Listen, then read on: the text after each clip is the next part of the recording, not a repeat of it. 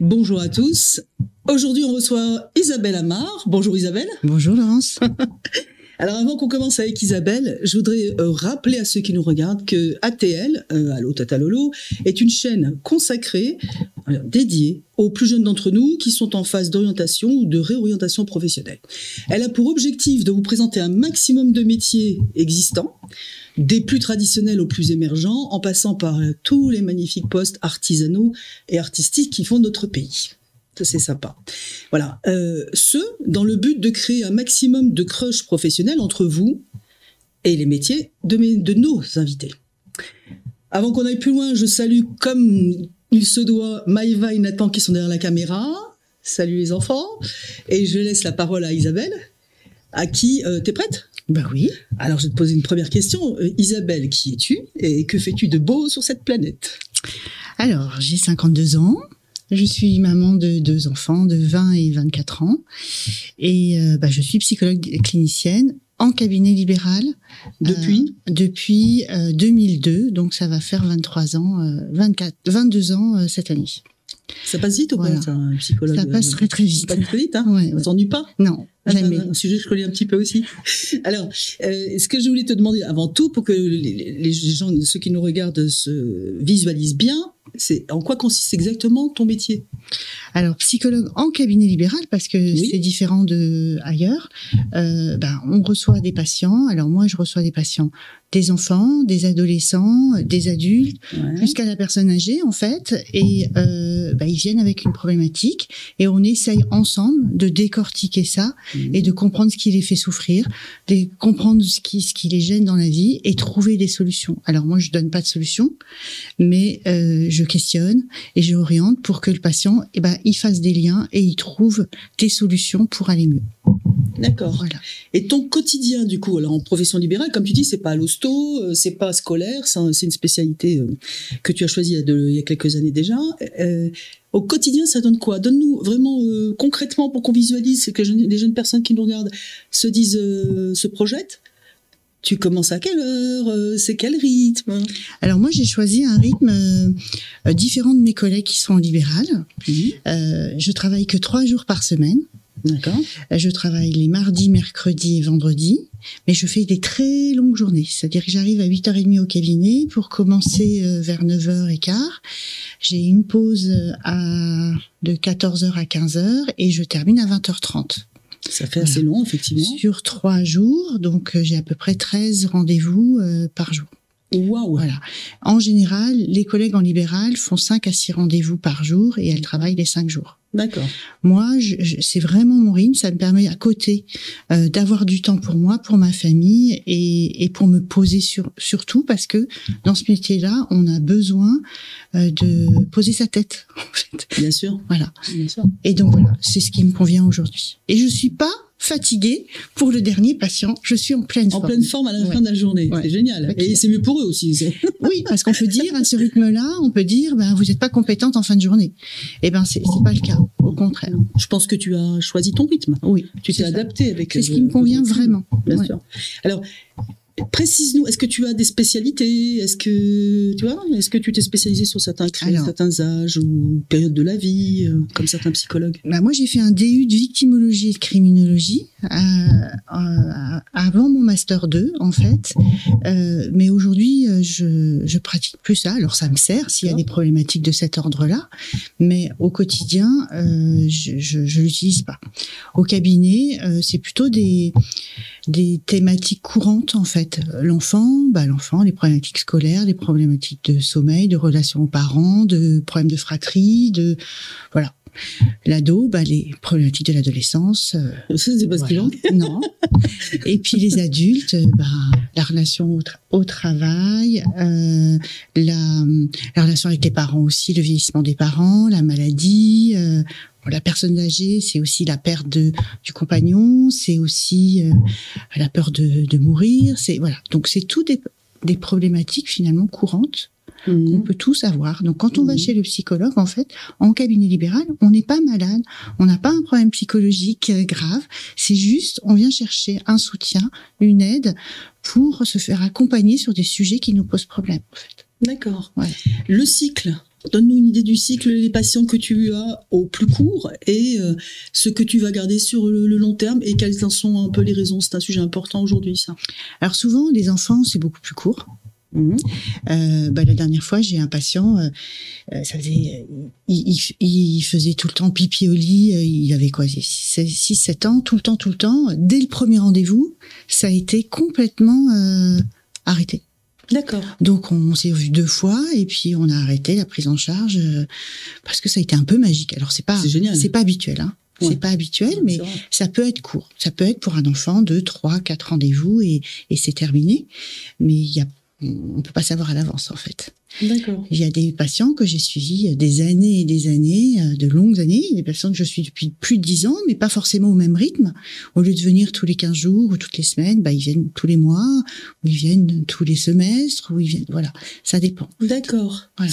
Alors, j'en profite puisque tu es clinicienne et j'ai une question parce que c'est récurrent dans mon métier où moi je ne suis pas clinicienne et les jeunes qui te disent qu'aujourd'hui la psychologie, justement, ils vont chez le psychologue, pas parce qu'il y a la souffrance est passée, c'était évacué, on va dire, avec le temps, sur 1 an, 2 ans, 6 mois, mais qui ensuite vont chez le psychologue, un peu comme une hygiène de vie, comme on irait chez l'hypnothérapeute ou chez le sophrologue. Est-ce que tu confirmes cette tendance aujourd'hui des plus jeunes qui le voient comme ça? Oui. C'est un rendez-vous habituel, en fait, pour eux. Ils le prennent comme quelque chose de sain, en fait, quelque chose qui les équilibre. C'est génial. Ouais. Et sur le coup, leur vie, elle est un petit peu plus lisse, j'ai l'impression, parce qu'ils ont un endroit où ils déposent. Et ça, j'ai une patiente qui a perdu sa maman l'année dernière. On a préparé, comme elle était malade, on a préparé le deuil. Finalement, elle a plutôt bien vécu. Et puis, quelques mois plus tard, son copain l'a quittée. Et là, finalement, ça fait un deuxième deuil, mais celui-là, on l'avait pas prévu. Il a été beaucoup plus lourd à gérer que le deuil de sa maman qu'on avait préparé. D'accord. Mais on a pu travailler en faisant des parallèles entre les 2 deuils, et c'est hyper intéressant. Et je l'ai vu encore hier, et elle comprend des choses. Il y a des choses qui sont maintenant très implantées chez elle, et ça la rend beaucoup plus forte pour la suite. Elle les a intégrées, en fait. D'accord. C'est intéressant. Alors, donc, toi, tu ne t'es pas spécialisée à ce jour sur une pathologie. On est d'accord. Pas du tout. J'entends que tu es généraliste. Pas du tout. D'accord. Alors, tu as parlé de DU de criminologie. En psycho pur, quel diplôme tu as fait pour que nos jeunes téléspectateurs... Alors, j'ai un Master 2. Alors, à l'époque, c'était pas comme aujourd'hui. Ça s'appelait un DESS clinique. Donc j'ai eu un DUG et une licence qui correspond à la licence 3 aujourd'hui. D'accord. Puis une maîtrise qui correspond au Master 1, puis un DESS qui correspond au Master 2. Master 2, voilà. Ok. Est-ce que tu es satisfaite de cette formation par rapport au vu de ce que tu fais aujourd'hui? Est-ce que ça t'a bien préparé? Alors, franchement, je pense qu'aujourd'hui, les étudiants sont formés différemment qu'à notre époque. Je trouve qu'on n'était pas assez dans le concret. D'accord. Moi, j'ai fait quand même beaucoup de stages et beaucoup de bénévolat pendant ma formation, mais heureusement. Mais quand je suis arrivée au cabinet, finalement, un entretien, je savais pas faire. Je savais pas comment se passer un entretien en cabinet libéral. Et ma première patiente, on en a ri quelques années après quand elle est revenue. C'était une jeune maman avec 3 enfants complètement débordés. Elle était arrivée avec son cahier pour prendre des notes sur tout ce que je lui disais. Et je l'ai gardée 2h40. Parce que je n'ai pas su arrêter la consultation au bout de 45 minutes. Vous vous êtes quittés en 2h40. Ça a dû être déchirant. Donc c'était très compliqué en fait. Et il y a plein de choses qu'on ne sait pas faire. Et surtout, on est seul en libéral. C'est vrai. Et on n'a pas de soutien. Alors bien sûr, il faut une supervision. Et une supervision, c'est quelqu'un à qui on parle de nos problématiques difficiles au cabinet et qui peut nous conseiller. C'est souvent un psychologue qui a de la bouteille et qui nous accompagne pendant toute notre vie professionnelle, en fait. Voilà, alors précise-le bien, c'est important. La supervision est devenue, c'est du Firenze, je crois, d'origine, et c'est un psychanalyste. Et en fait, cet accompagnement est très intéressant et il est obligatoire ou pas? Personne vérifie, en fait. Personne vérifie, mais c'est pas déontologiquement, c'est quand même très important. Alors, il y a ça, il y a de l'intervision. Moi, je fais beaucoup d'intervisions avec des collègues du coin, où on parle ensemble autour d'un café, d'une tisane, de ce qu'on veut, d'un repas parfois. On parle des patients qui nous posent problème. Ouais. Et des fois, on a, moi j'ai la femme et ils ont le mari, voilà, des enfants, etc. Et donc, on échange beaucoup. D'accord. Alors, Isabelle, en t'écoutant, d'abord, c'est un truc qui me frappe, c'est que je pense que Eva et Nathan ne vont pas me contredire, c'est que quel que soit le sujet que tu abordes là, les deuils, t'as le sourire et t'as la patate, ça c'est quand même extrêmement important.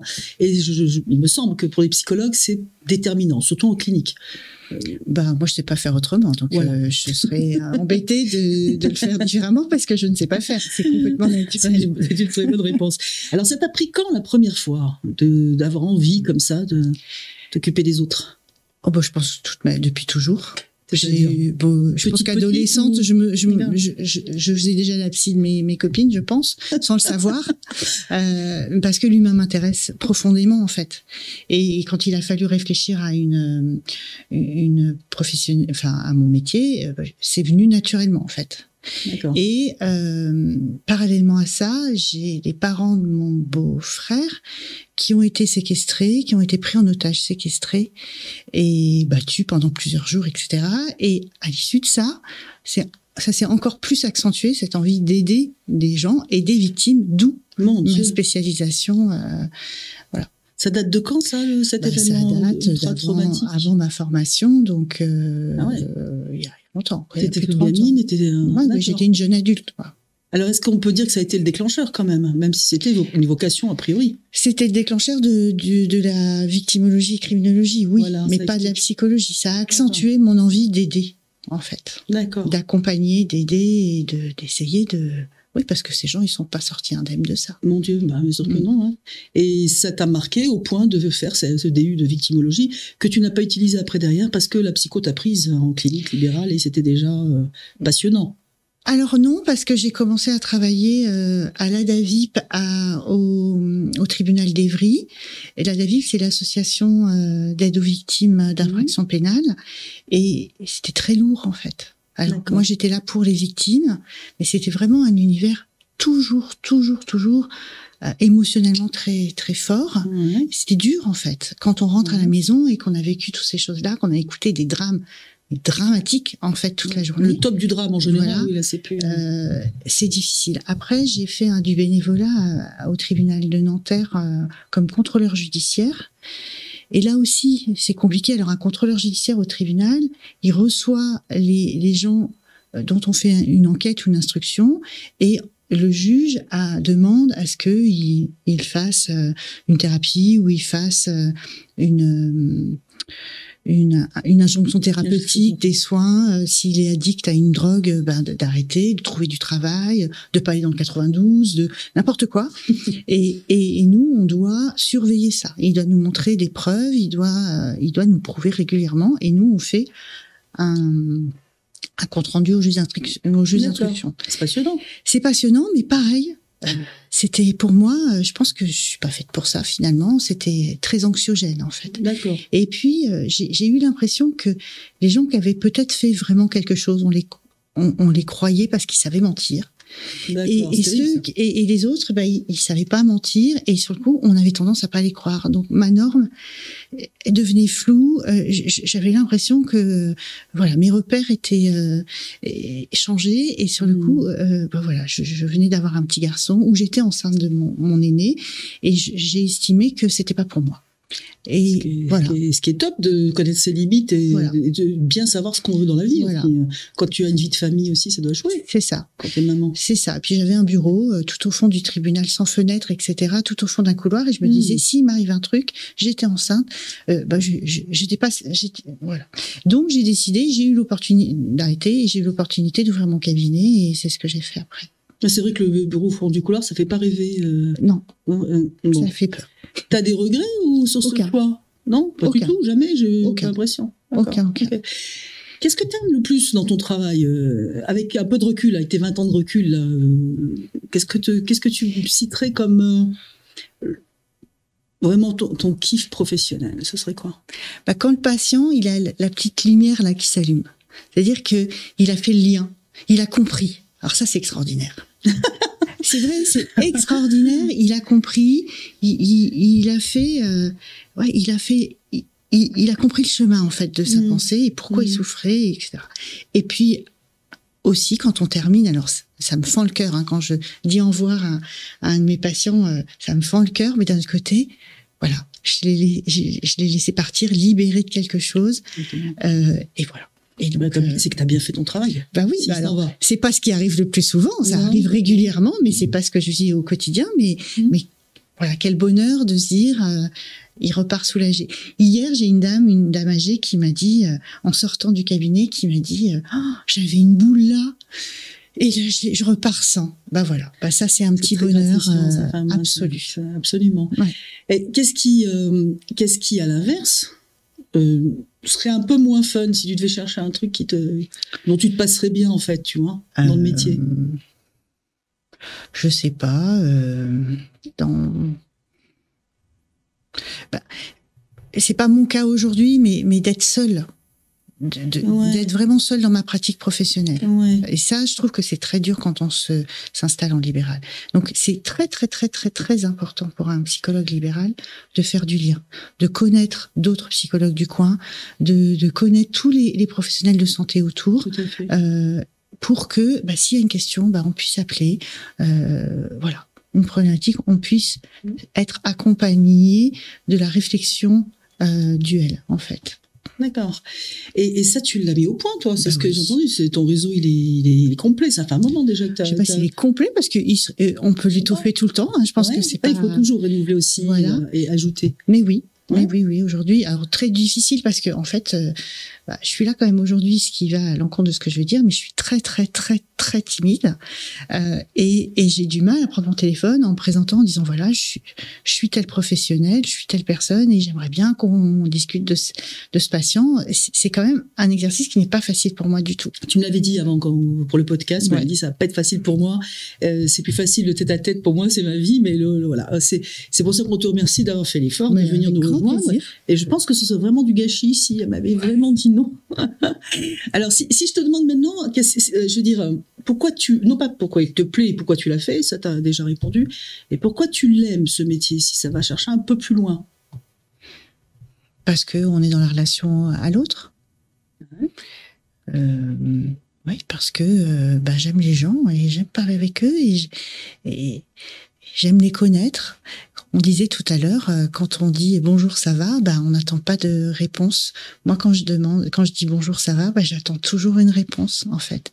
Et dans ce métier-là, on prend le temps, on s'assoit et on sait qu'on a 45 minutes ensemble.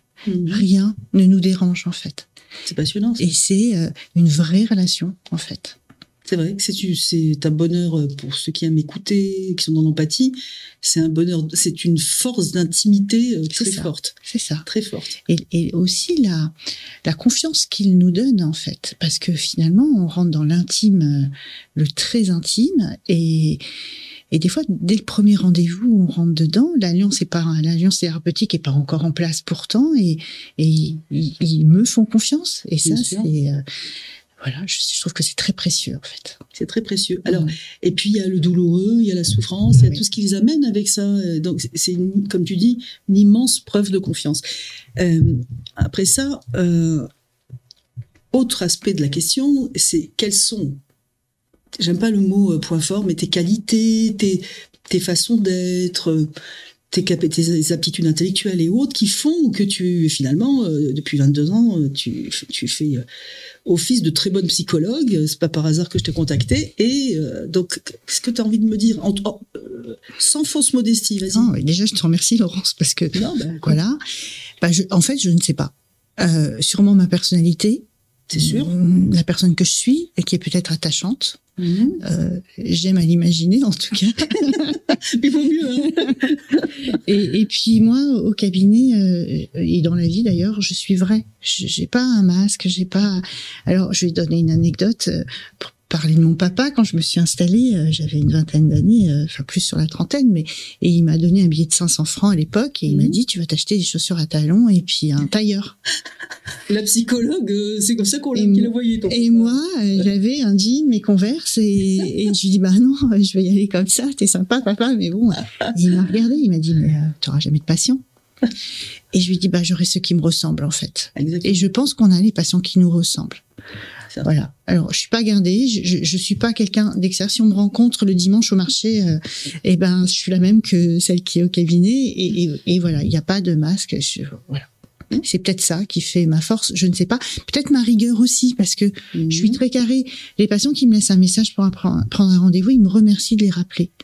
C'est juste normal, en fait. Et je les rappelle même pour leur dire que j'ai pas de place, mais tu rappelles. Mais je rappelle. Et je pense que cette rigueur-là, elle est appréciée aussi. Je pense. D'accord. C'est vrai que c'est des paramètres importants que tu viens de citer, hein. Après, il y a le côté, effectivement, t'as pas cité la joie de vivre, mais moi je peux le faire parce que je te connais un petit peu et à te voir ça se confirme. Donc je pense que la force vitale, la joie de vivre chez un psychologue, c'est quelque chose de stabilisant, de bon, parce que c'est un métier émouvant. Il faut le reconnaître. C'est vrai, on n'est pas moi je suis dans l'entreprise, mais c'est toujours de l'humain et on frôle la clinique constamment puisque j'en vois. Bien sûr. Énormément de mes coachés, de mes patients ou de mes clients vers des psychologues cliniciens depuis de longues années. Alors moi, j'ai envie de te demander ton meilleur souvenir sur tes 20 années d'expérience professionnelle, le meilleur ou le plus émouvant, et puis après, le truc qui t'est resté ou un petit peu en travers de la gorge ou qui aujourd'hui te laisse encore un petit goût d'ombre. Ce serait quoi? J'ai une patiente qui s'appelait... voilà. Louisa. Voilà, le prénom, c'est joli en plus. Qui est arrivée en 2005, je crois, au cabinet, et que j'ai arrêté de suivre malheureusement parce qu'elle est décédée il y a 3 ans. Mais j'ai vécu toutes ces années à l'accompagner, alors de façon plus ou moins proche, mais c'est une femme où j'ai suivi toute son histoire de vie. Alors, elle est arrivée pour des problématiques diverses que je n'énoncerai pas là, mais en se disant, j'ai que un CAP trilingue, je suis nulle, en dehors de ces autres problématiques importantes, je suis nulle, j'ai pas fait d'études, et moi j'aimerais bien, je serais pas capable de faire quelque chose de ma vie. Et au-delà de ces problématiques personnelles qui étaient quand même très lourdes, à un moment donné, elle a développé un cancer du sein, et à ce moment-là, je l'ai accompagnée pour faire une VAE sur comment on dit ça, une validation de ses acquis professionnels pour qu'elle ait le bac, pour qu'elle ait le BTS, et après, elle a fait psycho. C'est génial. En cours du soir. Comme quoi, à n'importe quel âge, on peut faire des études. Magnifique, il faut le noter, ça. Et cette femme, elle s'est battue jusqu'au bout, elle a eu 3 cancers. Elle a perdu un enfant. Elle a eu 2 divorces, 3 maris, 3 enfants. Et quand elle est décédée, elle était en train d'écrire son mémoire de fin d'études. C'est une force de magnifique, vie. Voilà, j'en suis complètement émue.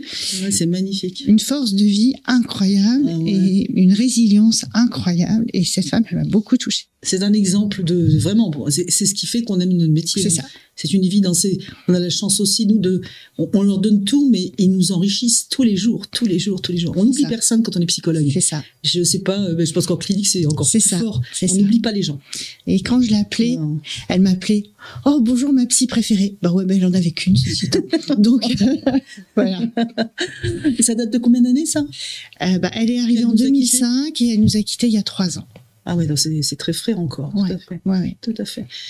Et ton plus doux souvenir, alors c'est un doux souvenir, triste et doux, et à l'inverse, ton souvenir le plus joyeux, le plus tonique que tu as ou le plus drôle dans ta carrière? Alors ça, je ne saurais pas te dire. Parce qu'on en entend des trucs, on n'entend pas que des choses tristes. Non, mais c'était heureux de voir qu'elle s'est ouverte et épanouie comme ça. C'est vrai. Elle voulait travailler sur les risques psychosociaux parce son cancer du sein est venu d'une maltraitance au travail. On imagine grandement que c'était ça. Mais moi, elle m'a rendue très heureuse. Enfin, si on peut dire, elle m'a rendue parce que voilà, c'est aussi, elle a gagné des batailles incroyables. Énorme, c'est ce que tu dis. Incroyable. Énorme. Il vaut mieux 3 maris que 3 cancers, hein, ça c'est sûr, hein, la pauvre. Mais quel parcours de vie, non, l'humour noir, mais c'est vrai que voilà, on est obligé d'en avoir de l'humour dans notre métier, je pense, hein, sinon. Bien sûr. Je pense que c'est prédominant. Sinon, le soir, on pourrait pas avoir de vie de famille. Non, mais c'est ça. Voilà, moi c'est ce qui a fait que j'ai jamais été vers les enfants, en sachant que j'en étais incapable, trop touchée, et que j'ai préféré la psychologie du travail pour ça. D'accord. Alors. Aujourd'hui, est-ce qu'on peut dire que dans ton cas, c'est une vocation ou pas, la psychologie? Oui, tout à fait. Clairement. C'est pas un crush professionnel comme on est en train de pratiquer là maintenant et qu'on essaie de provoquer.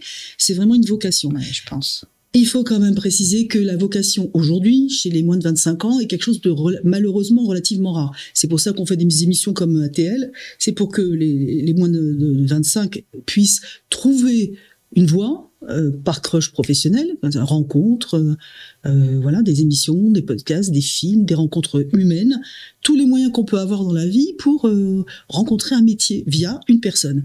C'est pour ça qu'on parle de crush, et c'est très touchant dans la vie, ce genre de rencontres qui font basculer, on l'entend souvent ici, qui font basculer l'existence. On a eu je crois que c'est notre Paul Boudry, le naturopathe, qui nous parlait dans un podcast précédent de sa rencontre avec un jeune homme de 25-26 ans qui était très, très, très axé sur la partie naturopathie et qui a basculé sa vie, alors qu'il était en électronique. Voilà. Donc, c'est quand même, c'est passionnant de voir ces mouvements de vie comme ça, ces rencontres très intéressantes.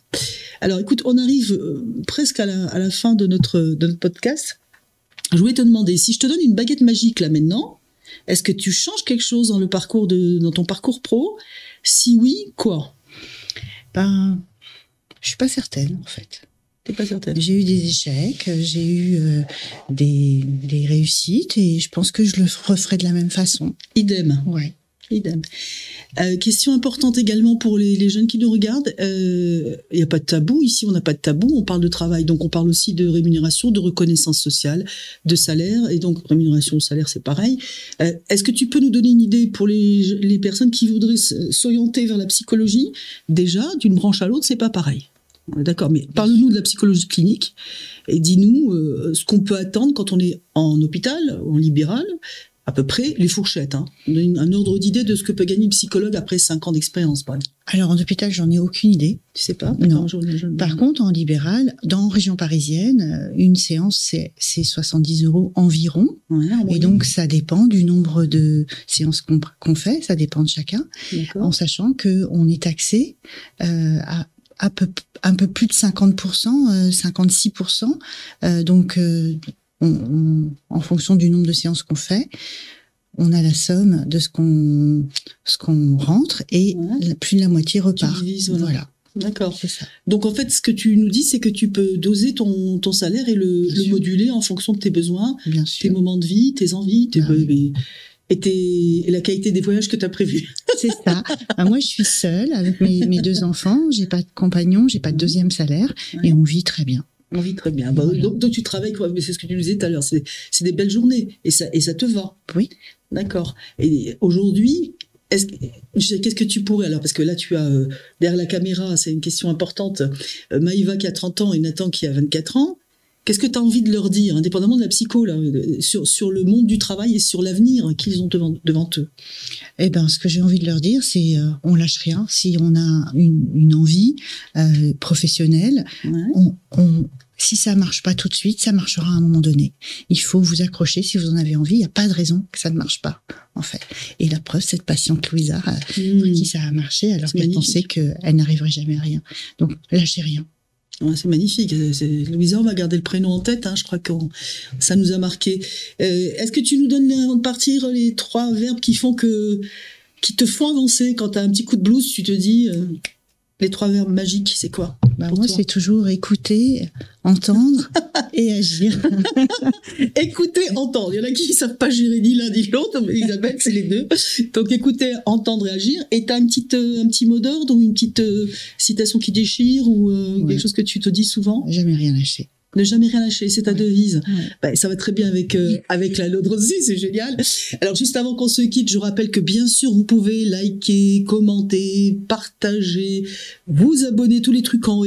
La chaîne est là pour ça, on l'a créée pour vous, donc n'hésitez surtout pas. Et je vais saluer Maïva et Nathan.